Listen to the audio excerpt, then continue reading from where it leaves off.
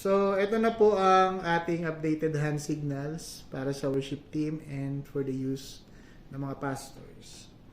So, meron po tayong verse 1. Ayan. Verse 2. Pre-chorus. Okay. Chorus. Tapos, pag needed po, meron tayong verse 3. Ayan. Then, verse 4. Okay. Then bridge. Yan, bridge. Instrumental. Yes, may introduce po tayong bago. Break drums only. Yan. Tapos break a cappella. Yan. Manonotice nyo yung thumb. Iba yung position. Tapos change key. Thumbs up. Yan, ang change key. Tapos, ang transition po natin sa next song. Yan.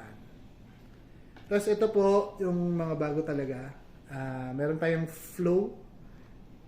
Yan. Free worship. Flow in worship or tahila. Free worship. Tapos, meron po tayong big build. Yan. Paangat. Paangat na motion. Big build. Meron din po tayong mellow down. Yan. Bababa ang atmosphere. Tapos, meron po tayong keyboards only.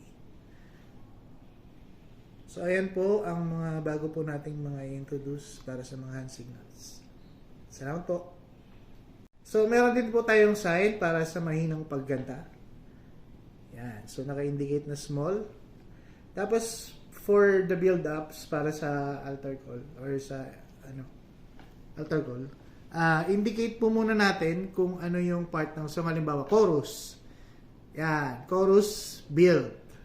Big build. Big build. Big build. So, let's say bridge. Bridge, build.